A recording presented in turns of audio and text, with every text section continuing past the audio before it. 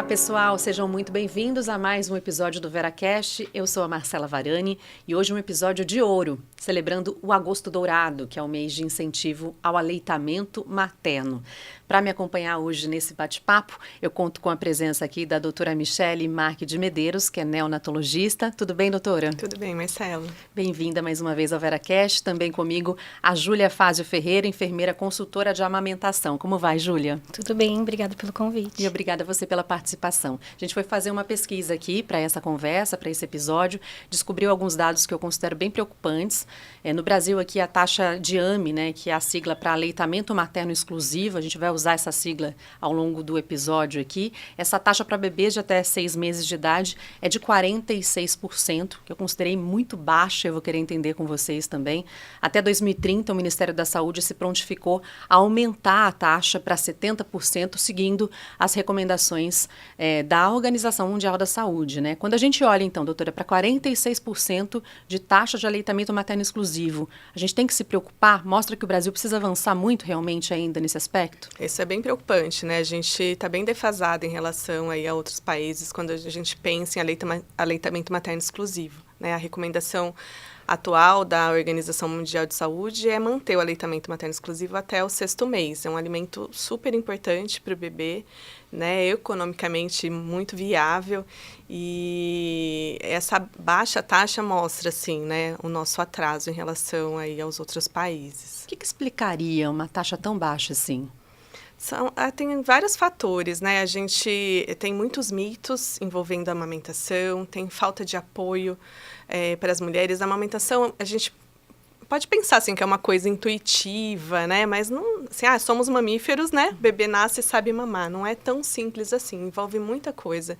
Eu acho que falta muito apoio, tanto das famílias, até mesmo se a gente pensar na licença maternidade, né? A gente pede para que a mãe amamente 6 meses exclusivo, mas grande parte das empresas a gente tem uma licença maternidade de 4 meses, né? Então, às vezes as crianças têm que voltar para creche, tem que ir para creche, ou vai ficar com cuidadora, a mãe tem jornada de trabalho de 8 horas, não tem como ela manter esse aleitamento. Então, tem muita coisa ainda para ser feita. As ações de incentivo, né, Júlia, tem que ser muito amplas, né, a partir de toda a sociedade. Sim, pensando em todas essas, né, dificuldades, né, no amamentar, é muito importante uma rede de apoio e que as famílias recebam conhecimento, né, informação de qualidade. Então, o Agosto Dourado vem muito em encontro disso, né? Uma campanha que a gente faz durante todo o mês para apoiar essas mulheres, para incentivar, né? E eu acho que principalmente é acolher, é escutar, né? Quando a gente junta várias mães, vão ser levantadas várias questões, né? Então, a dor, qual é a dificuldade daquela família em amamentar, né? Então, acontece que uma mãe acaba ajudando a outra, né? Então, acaba sendo um movimento muito bonito. É uma cor que foi escolhida justamente para representar a importância, né, o papel Sim. do leite materno, a amamentação, tanto para as mães quanto para os bebês. E aí há uma expectativa que uma campanha como essa ajude a aumentar, né, doutora, as taxas de amamentação?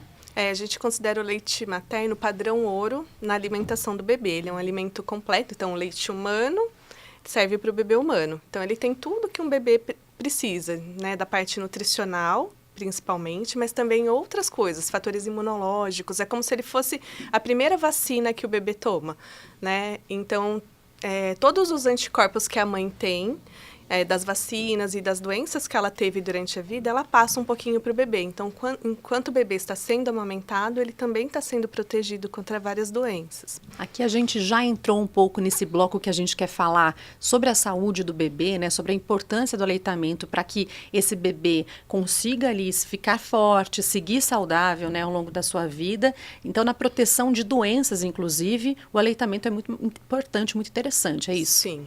Enquanto está sendo alimentado é importante, e ao longo prazo também. Tem vários estudos mostrando o benefício do aleitamento materno para a vida futura da criança, até adulto. Então, você tem redução de diabetes, de hipertensão, de obesidade. Tem muitas vantagens para a criança aí ao longo da vida ser amamentada. Tem uma relação também com a redução de riscos de alergias? Sim, sim, como a doutora falou, né, o leite materno ele é completo, ele é específico, né, para a espécie humana, então ele vai ter anticorpos, né, imunoglobulinas, e isso reduz o risco da criança desenvolver alergia ao longo da vida. Tá, então quer dizer, isso é uma questão que fortalece o sistema imunológico da criança também como um todo. Sim. Tá. Falando para a mãe agora, né, com relação aos benefícios para ela, claro, acho que fica bem evidente que não é uma questão de romantizar, porque há uma série de dificuldades que a gente vai abordar aqui também, mas o aleitamento ele também protege de alguma maneira a saúde física e até mental dessa mãe. Sim, com certeza. Mesmo porque a amamentação, ela promove a liberação de alguns hormônios, né, no corpo materno, e esses hormônios também são responsáveis pelo bem-estar, né? Então, a gente reduz o risco de uma depressão pós-parto no momento ali tão importante e desafiador para essa mulher, né? Então, a amamentação ajuda essa mulher a se sentir melhor. E uma coisa que as mães relatam bastante é a questão do vínculo afetivo, né, entre elas e os bebês. Isso também ajuda a fortalecer um vínculo lá no início, nos primeiros contatos. Sim, com certeza. Eu gosto de falar para as mães que amamentar não é só o nutrir, né? Claro que o nutrir é padrão ouro, igual a gente comentou, mas é o vínculo, é a conexão, é a troca de olhar, né? É a intenção que a gente tem naquele momento. E se a gente pensar que de 2 em 2, de 3 em 3 horas, aquele bebê e aquela mãe estarão juntos, né? Um momento único ali de troca mesmo, de experiências. A amamentação ela também ajuda na saúde física dessa mulher com relação a, por exemplo, evitar riscos de algumas doenças? Sim, além de ajudar logo no início ao retorno do útero, ao tamanho normal, né? Como a Júlia falou, tem a liberação de alguns hormônios que ajudam, reduz o risco de hemorragia pós-parto, também ajuda a longo prazo a redução de risco de câncer de mama, de câncer de ovário. Então, as mulheres que amamentam têm esse benefício também. Esse é um momento, como vocês disseram também, né, o Agosto Dourado, para a gente desmistificar um pouquinho o que muita gente acredita, né, o que há um senso comum, às vezes, com relação ao tema. Por exemplo, a gente vai trazer alguns tópicos aqui. Existe leite fraco? Não existe leite fraco. Que história é essa? Pois é. Muitas pessoas também associam a cor do leite, né? Às vezes o leite sai com aquela aparência mais transparente, cor de água, né? E aí popularmente se pensa que o leite é fraco. Ou às vezes depois que o bebê mama, depois de 2 horas ele chora, mas na verdade o leite materno ele é muito bem digerido, né? Diferente do uso de uma fórmula. Então a população acaba criando mitos, né? Pensando que o leite materno é fraco, mas na verdade não, né? Ele é o essencial para o recém-nascido até os 6 meses de idade. Essa cor, essa característica do leite já é própria dele, né? Não significa que é mais ou menos intenso ou forte, né? E ele vai mudando de cor ao longo da produção, né? Então, com um dia é o colostro, que é o primeiro leite, né? Que a gente fala que é a primeira vacina do bebê. Então, essa coloração, ela vai se transformando ao longo dos meses. Mas todo leite, ele vai ser poderoso, né? Nunca será fraco. Com relação à alimentação da mulher, tem alguns alimentos que podem atrapalhar a amamentação ou até ajudar? Isso é um grande mito também, né? Tem várias teorias aí, mas não tem nada comprovado cientificamente que possa nem aumentar a produção, nem dar mais cólica no bebê. Tem algumas coisas que a gente pede para evitar, então, excesso de cafeína, que às vezes pode passar pelo leite e prejudicar o bebê. Álcool, que a gente recomenda não utilizar durante aí a amamentação, porque aí, né, o álcool passa, o bebê vai receber aí o álcool e pode ter repercussão para o bebê, repercussão neurológica mesmo, então a gente pede para evitar. Mas outros alimentos aí são muitos mitos. Agora, as mulheres que fazem uso de medicações controladas, como é que funciona isso durante a amamentação? Também tem algum tipo de prejuízo ou risco para a criança? Tem alguns medicamentos que a mulher não pode usar. Então, mas não são poucos, que aí tem que inibir a lactação mesmo, não pode amamentar. Mas a maioria deles é segura e a gente tem aí sempre que olhar, né, consultar o médico. A gente tem sites também que você consegue consultar o medicamento que você vai usar para ver se ele é compatível ou não com a amamentação. Fazer essa pesquisa, buscar essas informações, precisa ter né? informação. O ideal é não usar o medicamento sem saber, sem ter a informação se pode ou não amamentar. Questões de saúde mental da mulher, né? Depressão, ansiedade, isso tudo pode impactar na produção do leite? Sim, pode impactar na produção de leite, né? Porque como eu falei anteriormente, então a produção do leite, ela é muito relacionada ao estímulo, mas também à produção de hormônios, né? Então, para a mulher ter altos níveis de prolactina e ocitocina, ela tem que ter esse bem-estar, né? Então, às vezes, a pressão da sociedade, né? A falta de rede de apoio, tudo isso vai fazer com que a produção dessa mulher possa diminuir. Então, sempre é importante essa rede de apoio para deixá-la bem confortável, para que ela possa ser capaz de amamentar. Uma outra ideia também bem difundida, né, e que às vezes confunde bastante, é de que mães com próteses mamárias não podem amamentar. Como é que é isso, doutora? Isso também é um mito, né? A prótese, ela não impede a amamentação, ela não vai mexer ali na produção de leite, né? Às vezes, dependendo da forma que ela é colocada, ela pode trazer algumas dificuldades na amamentação, mas não é um impeditivo de amamentar. Bebês não podem ser amamentados após os 2 anos? Podem ser amamentados, né? Podem ser amamentados conforme a necessidade da família, né? Eu acho que o desmame é uma decisão materna junto ali com o bebê, né? A gente fala até de um desmame gentil, né? A amamentação tardia pode prejudicar o desenvolvimento do bebê? Nem um pouco.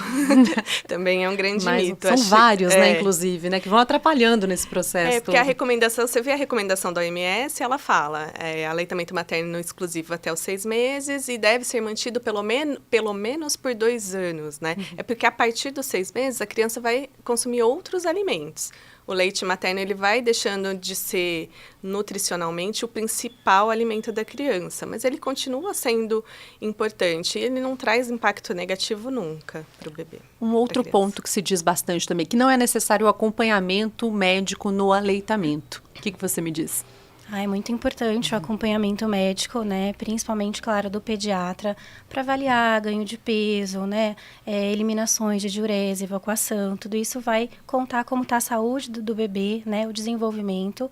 Mas, claro que além do pediatra, também pode contar com profissionais, né? Que auxiliem nessa amamentação. Né? Como é que é esse seu trabalho no dia a dia? Queria que você contasse um pouquinho assim, sobre os desafios com que você se depara das mulheres, quais são os principais, o que elas trazem até de angústias, né, relacionadas à amamentação.